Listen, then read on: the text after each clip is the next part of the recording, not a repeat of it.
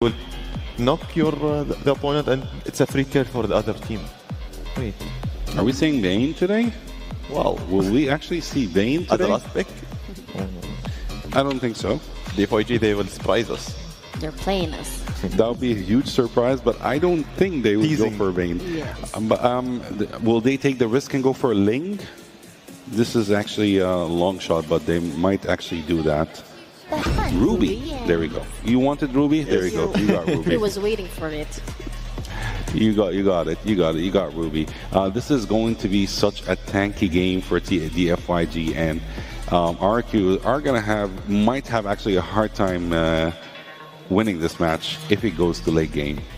If they win the early game and they got the objectives and like the snowball for early game for RRQ hand. Game number 3, and we're back with Sutsujin on the Lancelot and Super Ken on this Yi Sun Shin. Enough of the utility junglers. Both of these two junglers that we have will now focus on being the carries for the team. And how about that ban on the Moskov? Nice. It's warranted, man. You know, I know our panel was discussing, like, do you think they'd ban out the Moskov? And I think that's a good question to have, just because of the performance that Long had it in the last game, and knowing his history with that hero as well, you know, and sometimes it's just better to go ahead. It was the last ban, might as well just do it, you know, just to kind of narrow down the choices there. But this is, like, we've seen the Ruby in the gold lane time and time again. It works great. Can be devastating. There's an early flicker from Yi1 from that aggressive play from Edok, but you know, nonetheless, that's the main point. Every single time that we do see this Ruby, since technically we do see a lot of double fighter with the Yi Sun Shin lineup, it always runs into the same problem, man, which is usually on late game base, you know, offenses. Like, you don't have that range that you traditionally would have in comparison to having a marksman, right? And so we have seen games completely get turned over on their head, even with an advantage or a lead, with lineups like this that DFYG has. So that's probably the biggest problem that they're going to run into with this. And then, of course, I think part of this equation is, what does Rins take for the ultimates, depending on how they want to approach the fights. Yep. Which I think in the first turtle, you are going to be rewarded if you pick up the real world penetration. Vel back on the Esmeralda. I think this is the third time that they will be playing Lapu Lapu versus the Esmeralda. Yep. So far it's been 1-1. Let's see what is going to be the first turtle fight here for us. Okay, Rins has his RW went. Just going to hold on to it. Edok not level 4 just yet. Neither is Zed. So this turtle will start up. But look who's making his way, looking to join this fight at level 4. Threatening with that I'm offended. Mountain Shocker going to be used. They're going to go for it. Super Ken will secure the turtle. And RQ on the run, trying to get away. AOG, great G-Kundo to keep Zed from getting that unbreakable taunt off. Long, you know, it's sometimes so good to see like a good flicker, I'm offended play, or you go to the backlines as the Ruby and get the surprise second skill into the ultimate. But you saw what Long did. He's literally casually walked in front of the members of RQ Hoshi, inside the turtle pit, nailed the I'm offended on the perfect target. DFYG casually took that first turtle in front of RQ Hoshi. Like it's nothing. Like it's target practice for them. That is... It's long, man. It's the long effect. It's the long effect. You know, right now, DFYG is going to take the fight. They take out Edok so quickly, and Vel potentially going to be next here in the trade. DIAN isn't able to get it, so Rins falls, and now another big pickup for DFYG as they find 2. Oh, what happened to RRQ Hoshi? It seems like all the fight in them just petered out. Vel, can you survive this? Nah. Good thing it's Sutsujin to collect that kill.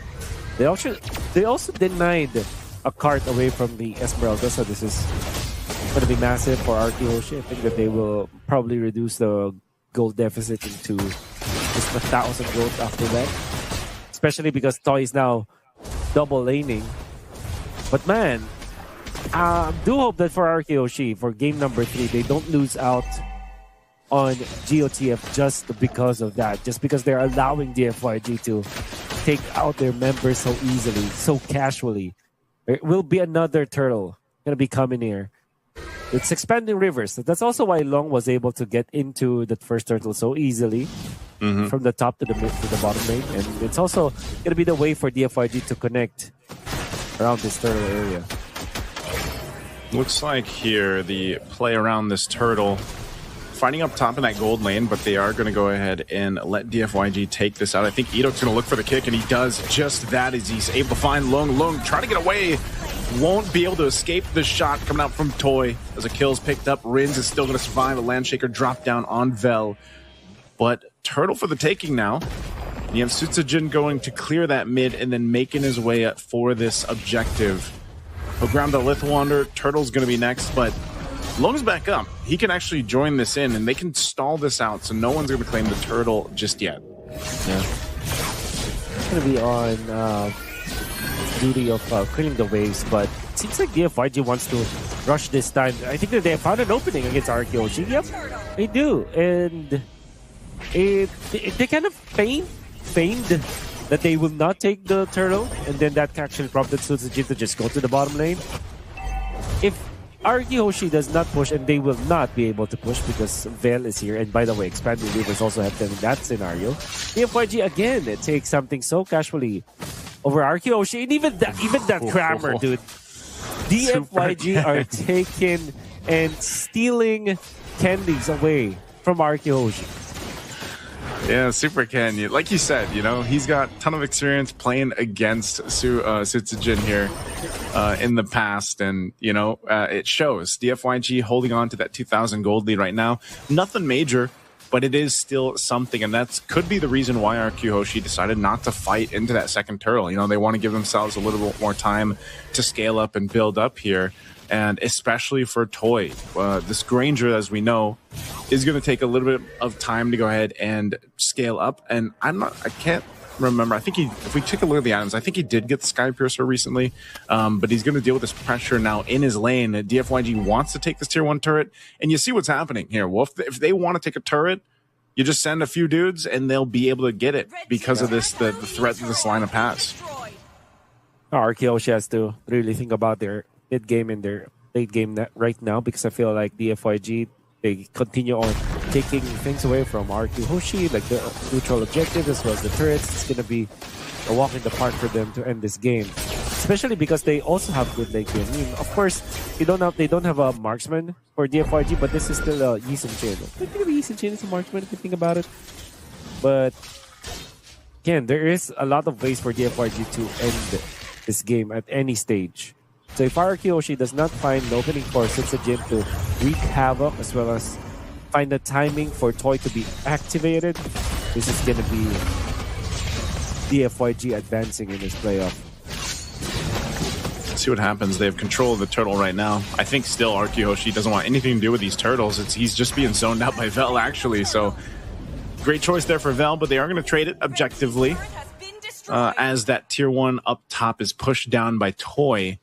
So at least RRQ Hoshi kind of getting what they can. That seems to be the whole case. You know, they can't fight, at least for now.